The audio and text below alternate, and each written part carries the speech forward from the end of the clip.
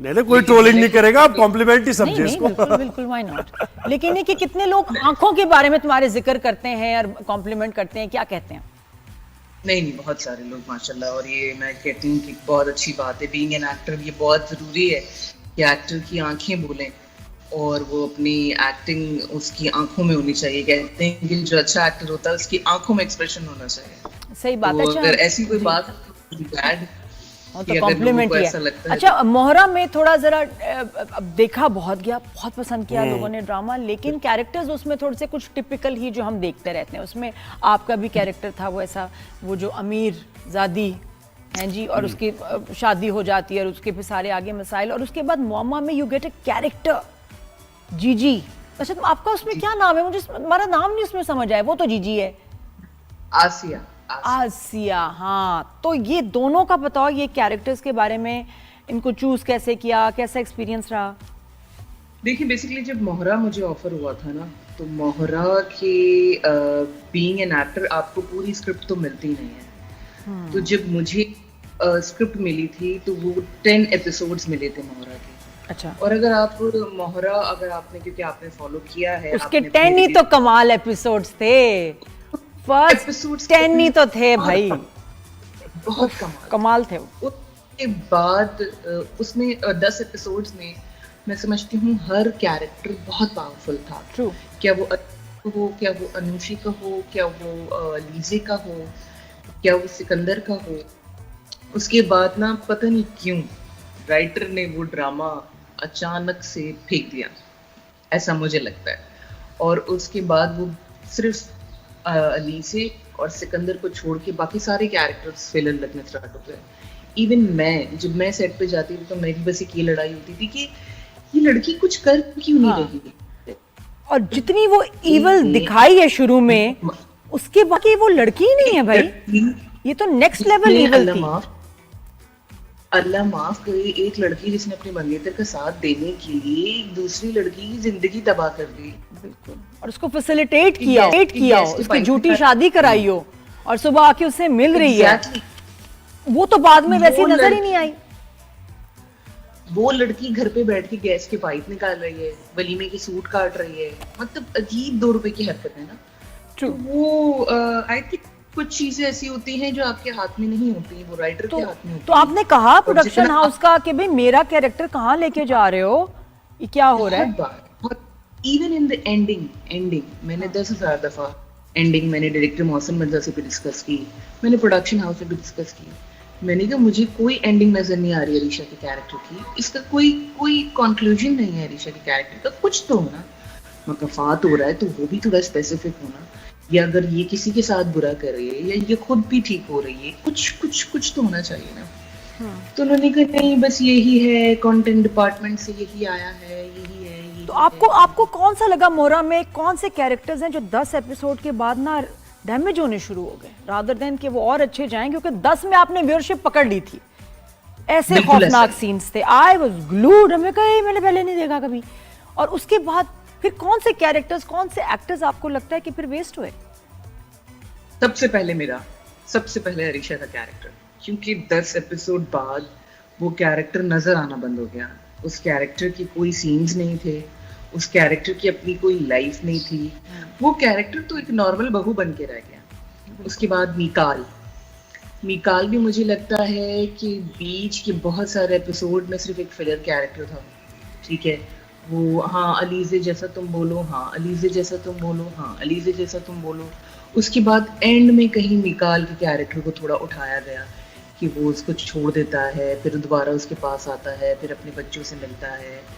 I think और उसका business बर्बाद हो जाना, ये भी सेंस नहीं। लेकिन मुझे एक चीज समझ नहीं आ रही इसमें कि मुझे, आप लोगों को ज्यादा पता है कि ये क्या मतलब, स्टोरी पहले नहीं लिखी जाती, या देखते हैं टीआरपी किसकी आ रही है, कौन पॉपुलर हो रहा है, उसका कैरेक्टर कम कर दो, इसका कम कर दो, ये तो स्टोरी सारी खराब हो जाएगी। एज अ व्यूअर मैं बात कर रहा हूँ। आप बिल्कुल ठीक कह रहे हैं, इस तरह से नहीं होता। लेकिन इस तरह से होता है कि अगर फॉर एग्जांपल 30 एपिसोड्स हैं तो वो ज़्यादा से ज़्यादा 20 लिखे हुए होते हैं। उसके बाद जब ड्रामा प्लेयर होता है तो फिर आप, ये मैं हर ड्रामे की कहानी नहीं बता रही, अच्छे प्रोजेक्ट तरह नहीं करते। जैसे हम अभी भी हम बहुत सारे प्रोजेक्ट शूट कर रहे हैं, तो वो ऑलरेडी सारी स्टोरी लिखी हुई है। और वो जब एक्टर को पता होता है ना कि मेरा ये ग्राफ है, मुझे इस तरह काम करना है, ये मेरे पास एक्टिंग मार्जिन है, तो एक्टर बहुत ज्यादा सेटिस्फाइड होता है। उसमें ऐसा नहीं, उसमें ऐसा नहीं था। उसमें ये था कि वो बाद में लिखी जा रही थी, और बाद में जब even the director, even Mohsin Mirza, मैं ये जरूर उनका नाम लेना चाहूंगी कि वो भी बहुत ज्यादा कंसर्न थे कि कुछ कैरेक्टर्स तो उन्होंने फेंक दिए। तो इसका मतलब पर्सनल डिसलाइक और लाइक का मामला भी है इसमें, क्या हो जाता है? आई डोंट नो, मुझे एक तो ये चीज से बड़ा इख्तलाफ है कि हमारे यहाँ ना एप्रिसिएशन की बहुत कमी है, बहुत ज्यादा कमी है। आपको पता है मुझे इस इंडस्ट्री में कम से कम 10 साल हो गए, लेकिन मुझे आज तक कोई रजिस्ट्रेशन नहीं मिली। हो सकता है मेरी गलती हो सकता है मैं उस लेवल का काम ना करती हूँ, लेकिन अगर आज भी मैं कोई प्रोजेक्ट करती हूँ ना, तो मैं ये चीज नोट करती हूँ कि या तो हीरो हीरोइन की तारीफ हो रही होती है, या तो किसी ऐसे बंदे की तारीफ हो रही होती है जो बहुत ज्यादा काम किया हुआ हो या बहुत ज्यादा नामवर हो।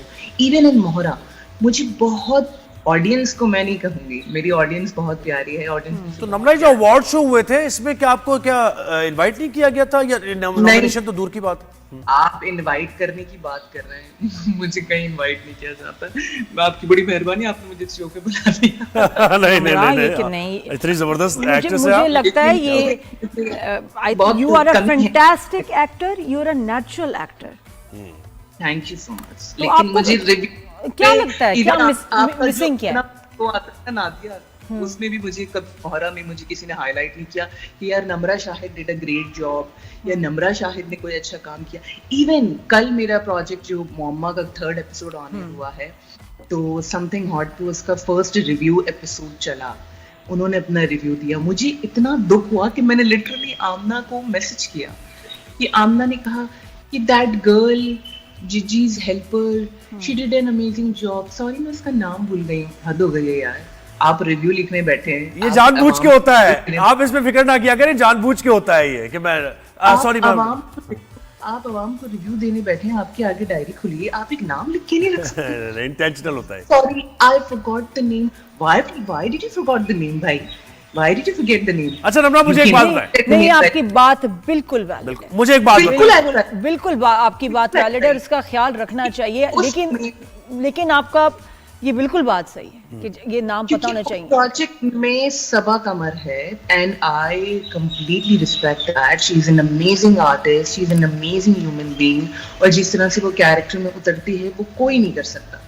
बट डिस्पाइट द फैक्ट कि उस प्रोजेक्ट में और लोग भी तो काम कर रहे हैं। बिल्कुल। और अगर आपकी जिम्मेदारी है किसी प्रोजेक्ट का रिव्यू देना, तो at least write their name on a piece of paper. तो अगर आप भूले ना, और अगर आप किसी का रिव्यू दे रहे हैं, तो ये वाला रिव्यू कि वो उसने हाँ ठीक और किया, उसमें आपके बहुत ज्यादा सीन्स हैं। मेरे ख्याल तुम जितने सबा के सीन्स हैं उतने ही तुम्हारे सीन्स हैं। बिल्कुल ऐसा बहुत ज्यादा। और आप हमारे साथ वो जो बने हुए हैं, जो अच्छा वो हस्बैंड है क्या, Hasan is his name if I am not wrong, जो साथ में वो हस्बैंड है, ये मैंने कहा पूछूं, वो क्लियर नहीं हुआ। ये आशिक है। हाँ जी। तो ये सबा को पता है कि सेटिंग क्या चल रही है? उसको पता है कि आप लोग कहाँ रहते हैं? क्या क्वार्टर की कमी है? क्वार्टर की कमी है।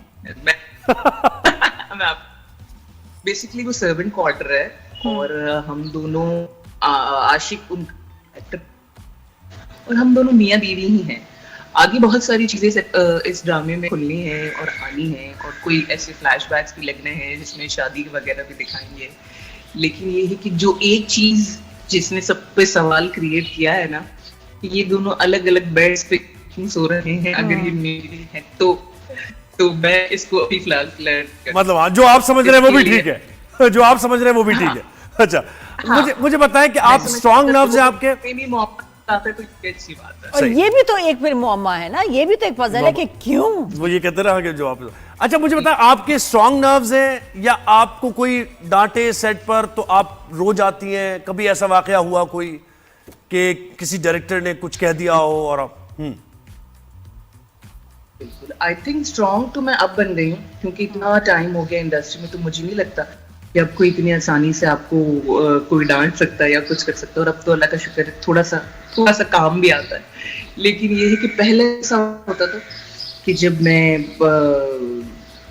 न्यू थी और मैं इंडस्ट्री में आई थी और मैं कभी कोई लेट हो जाती थी या मैं कभी एक्टिंग सही नहीं करती थी या मैं परफॉर्म सही नहीं कर पाती थी या मैं अपनी क्यूज भूलती थी तो मुझे बहुत डांट पड़ती थी और मैं उतना ही रोती थी और अगर डांट नहीं भी पड़ती थी ना तो भी मुझे रोना आ जाता था।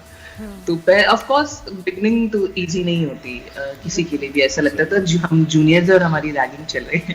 तो नम्रा क्या लगता है कि ये कभी ऐसा हुआ कि आपको कि यार मैं किस फील्ड में आगे बड़ा मुश्किल है, सोशल मीडिया का प्रेशर हो या पीआर में आपको लगता है कि मतलब पता नहीं क्या लोग एक्सपेक्ट करते हैं, कितना आपको सोशल होना चाहिए, मिलना मिलाना चाहिए, ये क्या ऐसी चीजें हैं जो आपको लगता है कि बड़ा मुश्किल है एंड यू एवर थॉट कि भाई मैं क्विट कर जाऊं, मैं मुझे काम नहीं करना? बहुत बार जैसे अभी मैंने आपको कहा कि लैक ऑफ एप्रिसिएशन की वजह से तो हर बार ये दिल किया कि यार बस ये आखिरी ड्रामा है, इसके बाद काम नहीं करना, कोई नहीं करना। क्योंकि देखिए हमारे यहाँ प्रॉब्लम ये है कि being an artist it's very important कि जो आपके क्रिटिक्स हैं ना वो आपको पहचाने, वो आपको जाने, वो आपका नाम लें, वो मैं कहती हूँ अच्छा हो या बुरा आपके बारे में एटलीस्ट बात करें। और अगर आप इतने इंपॉर्टेंट कैरेक्टर्स कर रहे हैं तो तब तो उनका बात करना बहुत ज़रूरी है। दूसरी चीज़ ये है कि ऑफ कोर्स एक ये जो पीआर और सोशल मीडिया का जो प्रेशर है ना ये बहुत बढ़ता जा रहा है दिन ब दिन। आजकल तो इन्फ्लुएंसर और टिकटॉकर और जो ये लोग जो नंबर्स की खिलाड़ी हैं वो इतनी तेजी से आगे आ रहे हैं कि आप सेट्स पे जाके हैरान हो जाते हैं कि भाई she is doing that character why, क्योंकि भी she is a big influencer, she is a big TikToker, तो हमारे नंबर ज्यादा आएंगे। आजकल इतना बनता जा रहा है। और क्योंकि वही वाली बात, एक नोन फेस होता है, एक ऐसा फेस होता है जिसका नाम थोड़ा सा फेमस होता है, तो आप उसको लाके आप सेट पे खड़ा कर देते, चाहे उसको एक्टिंग आए या ना आए, चाहे उसको उस कैरेक्टर का वर्थ इट हो या ना हो, लेकिन आप ये प्रेफर कि यार इसके नंबर्स हैं तो इसे होना चाहिए सोशल मीडिया पे। Exactly. ये भी एक बहुत बड़ा प्रेशर है। अभी मैं देख रही थी कि ब्राइडल कटियोर वीक हो रहा था, बिल्कुल, और उसका इतना मजाक उड़ाया गया क्योंकि आपने वो काम ऐसे लोगों के हाथ में दे दिया जो लोग ये काम डिजर्व नहीं करते। अब देखो ना, ये आप जो ये जितने भी रैंप वॉक्स हैं उसमें मॉडल्स के वही पहले तो उनकी शिकायत है ना कि हमारा काम हाईजैक करके दे दिया टीवी एक्टर्स को जिनको वॉक नहीं आती है, ठीक है, और टीवी एक्टर से अब हाईजैक करके दे दिया इन्फ्लुएंसर्स को। कर लो बात। इसके अलावा भी नादिया देखें, मैं टीवी एक्टर हूं ना, आप टीवी एक्टर हैं, आपने अगर किसी ब्रांड की वॉक करनी है ना तो हम दोनों का नाम स्टेज पे लगा हुआ है। ब्रांड तो है जी, नादिया खान वॉक कर रही है तो नादिया खान को पता है कि यार मैं अपना ये काम कर रही हूँ तो I have to look perfect,